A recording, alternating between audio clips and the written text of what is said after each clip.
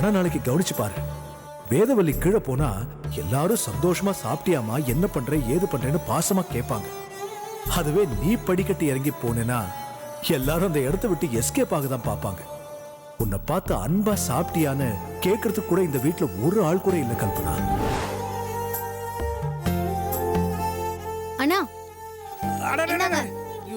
ஐயோ, உங்களுக்கு ஏமா இந்த வீண் சமல்லாம் சொன்னா கேட்க மாட்டீங்களா?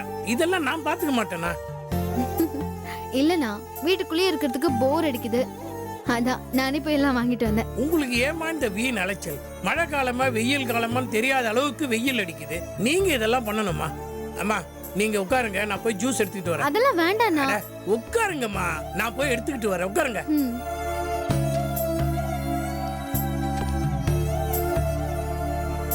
அம்மா இந்தாங்க ஜூஸ்.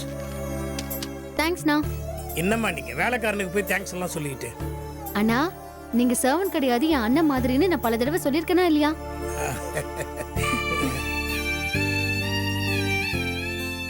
அப்புறம் ஐயாவும் சுந்தரையும் சாப்பிட்டுட்டு கடைக்கு போயிட்டாங்க.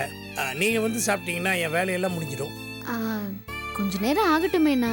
என்னம்மா இப்பவே மணி 10 அதை தவிர உங்களுக்கு பிடிச்ச வேர்க்கடலை சட்னி வேற பண்ணிருக்கேன். நீங்க சாப்பிட வந்துருங்களேன். சரிண்ணா, நான் 10 நிமிஷத்துல ரெடி ஆயிட்டு வந்துடுறேன். சரிம்மா.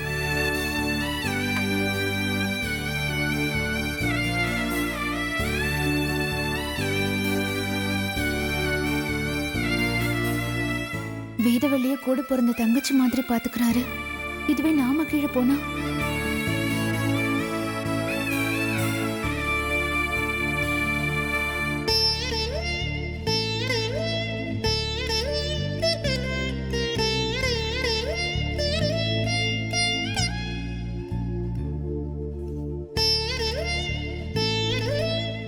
ஆஹா, சுனாமி படி இறங்கி வருது. இறையா, இது கிட்ட மாட்டணும். அப்படிதான் எப்படியாவது எஸ்கேப் ஆயிடு. அண்ணே அண்ணே உங்களதான். ஐயோ மாட்டனமே, இன்னைக்கு நேரமே சரியில்லை போல. என்னம்மா கூப்பிட்டீங்களா? டிஃபன் என்னென்ன இருக்கு? எல்லாமே ரெடியா சூடா ஹாட் பேக்ல போட்டு வச்சிருக்கேம்மா. நீங்க எடுத்து போட்டு சாப்பிட வேண்டியதுதான். நீங்க பரிமாறுறீங்களாண்ணே? நானா? கோச்சிக்காதீங்கம்மா, எனக்கு கிச்சன்ல கொஞ்சம் வேலை இருக்கு. நீங்களே எடுத்து போட்டு சாப்பிடுங்களேன். அது மட்டும் இல்லைம்மா, சாப்பாடை நான் பரிமாறினா உங்களுக்கு தான் பிடிக்காது. இட்லியை கையில் எடுத்து கொடுத்தா உங்களுக்கு தான் பிடிக்காது.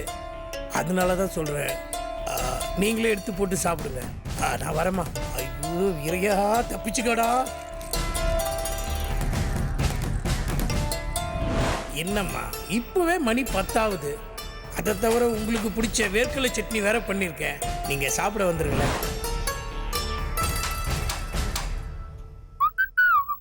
தம்பி அண்ணே, ஒரு சின்ன ஹெல்ப். சொல்லுங்க. மெடிக்கல் ஷாப்ல மருந்து வாங்கிட்டு வந்து தர முடியுமா? ஆகா, வீட்டில் இத்தனை பேர் இருக்கும்போது நம்ம கிட்ட கரெக்டாக வந்து கேட்குறாங்களே.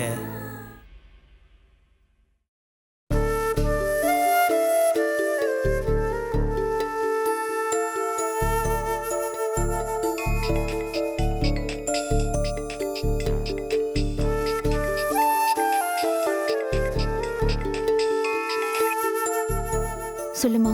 என்னம்மா 2 நாளா போனே காணோம்? ஒண்ணும் இல்லம்மா, மனசு சரியில்லை. எனக்கு தெரியும், நீ மாப்பிள்ளை எப்படி கரெக்ட் பண்றதுன்னு தெரியாம குழப்பத்துல இருக்க, அதானே? மா அம்மா நான் இருக்கேன் கல்பனா, நீ எதுக்கும் கவலைப்படாத. மாப்பிள்ளை உன் வழி கொண்டு வரதுக்கு ஒரு அருமையான ஐடியாவை கேட்ச் பண்ணி வச்சிருக்கேன்.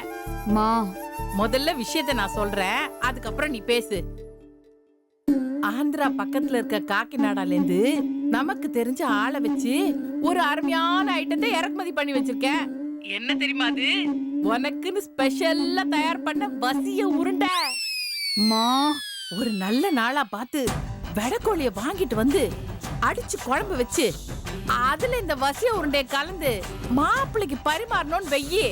அதுக்கப்புறம் 24 மணி நேரமும் மாப்பிள்ளை பின்னாடியே கொக்கரக்கோன்னு முந்தானைய பிடிச்சுக்கிட்டு சுத்திட்டு வருவாரு. அப்படி ஒரு பவர்ஃபுல்லான மருந்து அது. அம்மா நான் இதை எப்படி நம்புறதுன்னு கேக்குற, அதானே? கொண்டு வந்த 2 உருண்டையில ஒரு உருண்டைய கோழி அடிச்சு குழம்பு வச்சு கலந்து உங்க அப்பாக்கு பரிமாறினேன். மனுஷன் குட்டி போட்ட பூனை மாதிரி என் முந்தனை பிடிச்சிட்டு பின்னாடியே சுத்திக்கிட்டு இருக்காருன்னு பாரு. அதனாலதான் சொல்றேன், உடனே நம்ம வீட்டுக்கு வந்து அந்த வசிய மருந்து எடுத்துட்டு போய் மாப்பிள்ளைக்கு குழம்புல கலந்து குடு. என்ன நான் சொல்றது? ஏய் நிறுத்ரி. என்ன நீ அன்னைக்கு அப்படிதான் டீங்கிற, இப்போ டீங்கிற. வர வர உனக்கு ரொம்ப வாய் நீளுது. அறிவு இருக்கா உனக்கு? நான் பார்த்துட்டே இருக்கேன், நீ பேசிக்கிட்டே போற. ஏண்டி பெத்த பொண்ணுகிட்ட இப்படியா பேசுவ? உனக்கு வெக்கமே இல்லையா? என்ன இது கல்பனா நம்பர் தானா? ஆமா, கல்பனா தானே பேசுறது. நான் தான் பேசுறேன். பெத்த பொண்ணு தப்பு பண்ணா அவளுக்கு புத்திமதி சொல்லி நல்லபடியா நடந்துக்கோ, நல்ல பேர் எடுக்கணும்னு சொல்ற அம்மாவை தான் நான் பாத்திருக்கேன். ஆனா உன்ன மாதிரி துபாகர் விஷயங்களை சொல்லித்தர அம்மாவை நான் பார்த்ததே இல்லடி. நீ எல்லாம் பெத்த தாயா? இல்லடி, பேய். கல்பனா, ஏய் குறுக்க பேசுன அவ்வளவுதான் சொல்லிட்டேன். இனிமே இந்த மாதிரி குறுக்கு வழியில ஏதாவது பண்ணணும்னு சொல்லி தரத்துக்காக எனக்கு போன் பண்ண கொன்னே புடுவேன். ஐயோ கல்பனா, என்னடி என்னாச்சு உனக்கு? ஏன் ஒரு மாதிரியா பேசுற? மா, நான் ஒரு விஷயம் சொல்றேன், நல்லா உன் புத்தில ஏத்திக்க. நான் மனசு மாறிட்டேன். அப்படின்னா நான் திருந்திட்டேன்னு சொல்றேன். ஆ?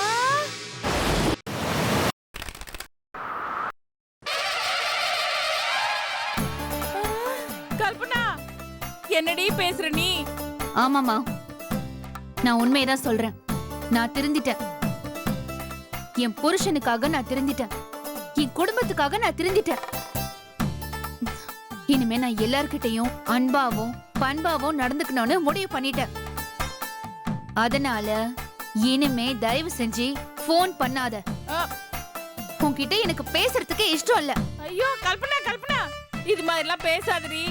நமக்கு நல்லவங்களா மாறி திருந்துறதெல்லாம் செட் ஆகாது. அதோட இல்லாம இந்த ட்ராக்ல ரொம்ப நாளைக்கு போவாதுடி. இங்க பாரு சிவகாமி, நான் சொல்றத முதல்ல நல்லா புரிஞ்சுக்கோ. அன்பின் பாதை சேர்ந்தவனுக்கு முடிவே இல்லையடா. மனதின் நீளம் எதுவோ அதுவே வாழ்வின் நீளமடா. நான் சொன்னதெல்லாம் புரியுதா? என் வாழ்க்கைய நான் பாத்துக்கிறேன். தயவு செஞ்சு நீ இனிமே அதுல தலையிடாத. என்ன தயவு செஞ்சு வாழ விடு. அது ஒண்ணுதான் நீ எனக்கு செய்யற பெரிய உதவியா இருக்கும். முதல்ல போனை வை. ஐயோ ஐயோ ஐயோ ஐயோ, இந்த அநியாயத்தை போய் நான் யார்கிட்ட சொல்லுவேன்? என் பொண்ணுக்கு யாரும் சேவின வச்சு அவ மனசை கெடுத்துட்டாங்களே. நான் அவளுக்கு வசிய உண்டை கொடுக்கறதுக்கு முன்னாடி அவளுக்கு யார் என்னத்தை கொடுத்தாங்கன்னு தெரியலையே. பச்சை மண் அவ மனசை கெடுத்து வச்சிருக்காங்களே.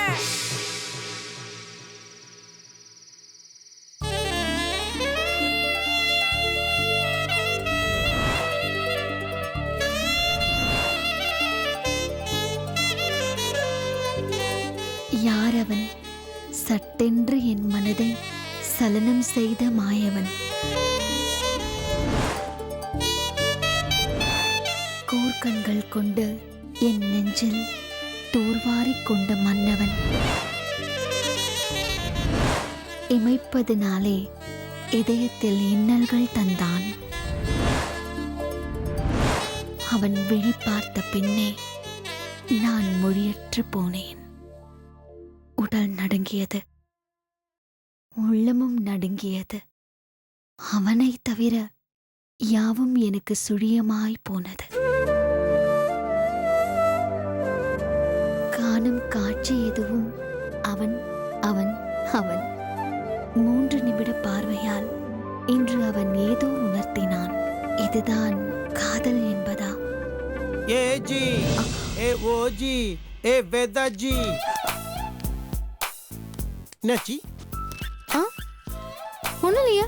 ஒன்றும் இல்லையா? ஜெருக்கு விட்றீங்க? பயணம் வருது. ஏதோ எழுதினீங்க போல் இருக்கு. இல்லையே, ஐ சும்மாதான். சும்மாண்ணா வேதாஜி, நான் கவிதை எழுதினீங்களா?